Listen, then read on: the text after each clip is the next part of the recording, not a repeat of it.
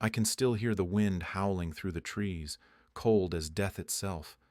The memories, no matter how hard I try, never leave me.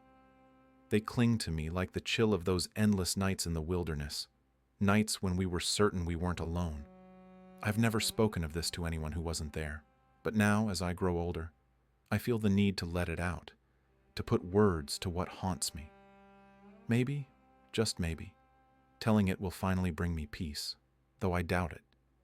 It was years ago, but I remember it like it was yesterday. We were just a group of settlers, looking for a new start out west, hoping to carve something out of the wild, untamed land. There were 5 of us: me, John, Peter, Sam, and Joseph. We were all tough men, practical men, and we'd survived worse than the long journey through the wilderness, or so we thought. That first night when things started to go wrong was like any other. We set up camp in a small clearing surrounded by towering pines, the fire crackling as we settled in for a cold night. We should have known something wasn't right when the usual sounds of the forest, the rustling of animals, the hoots of owls, vanished all at once. The silence was suffocating. You could feel it pressing in, so thick you could almost hear your own heartbeat echoing in your ears. It was John who noticed it first. He was the quiet one, always keeping watch while the rest of us laughed or talked about home. I remember him staring into the trees, his face pale, his hand never leaving the rifle that lay across his lap. "There's something out there," he muttered, barely loud enough for us to hear. At first, we dismissed it. We'd been on edge for days with the isolation gnawing at us. But then I saw it, just for a moment. A shadow, far too large to be a man, slipping between the trees. It moved fast, too fast for something so big. I blinked, thinking it must have been a trick of the light. But when I looked back at the fire, the others had seen it too. We didn't speak of it that night, not directly.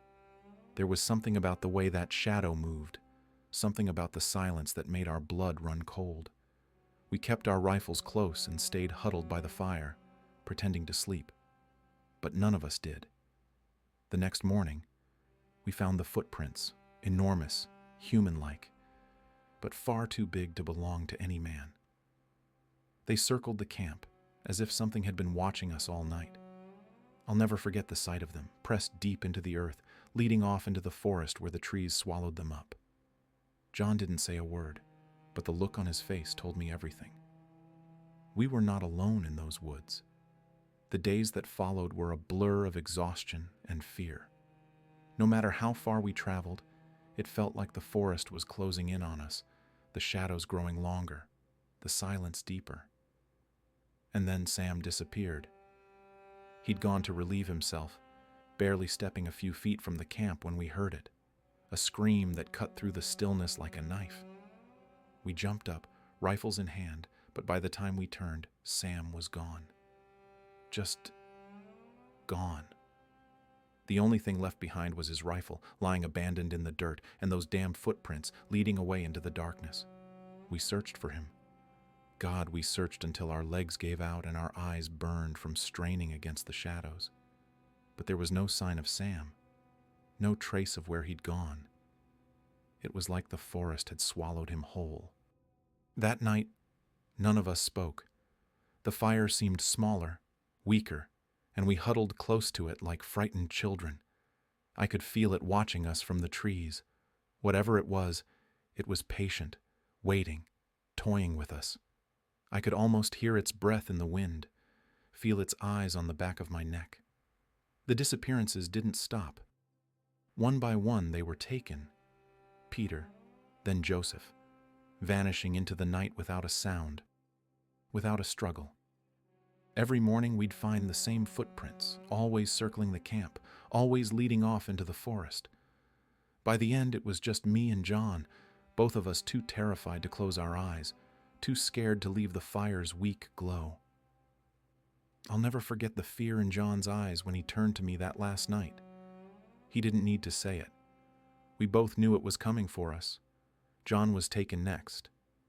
I don't know how it happened. One minute he was there, sitting across from me, and the next the fire flickered and he was gone. I didn't hear anything. No footsteps, no rustling in the underbrush. Just Nothing. I ran after him, shouting his name, but the only thing that answered me was the cold wind and those same monstrous footprints leading away into the darkness. I was the only one left, and I knew it wouldn't be long before it came for me too. That last night, I didn't sleep. I sat by the fire with my rifle in my hands, listening to the silence, waiting. It never showed itself fully, never stepped into the light, but I could feel it, just beyond the trees, watching, waiting for me to let my guard down. When dawn finally broke, I didn't wait to see if the footprints were there. I packed up what little I had left and ran until my legs burned, until the trees thinned, and the forest finally let me go. I don't know how far I traveled that day, but when I finally saw another human being, I collapsed in front of them, too exhausted to explain what had happened. I never went back into those woods. I don't care what people say about how the mind plays tricks on you in isolation, about frontier madness. I know what I saw. I know what happened to my friends. Years have passed and the land out west has changed. More settlers have come. More towns have been built. But the stories haven't gone away. People still disappear out there in those dark ancient forests. Some say it's wild animals, others blame the weather or accidents. But I know the truth. Something's out there, something that's been there long before us, something that watches from the shadows, waiting. I can still feel its eyes on me sometimes, even now, far from those cursed woods.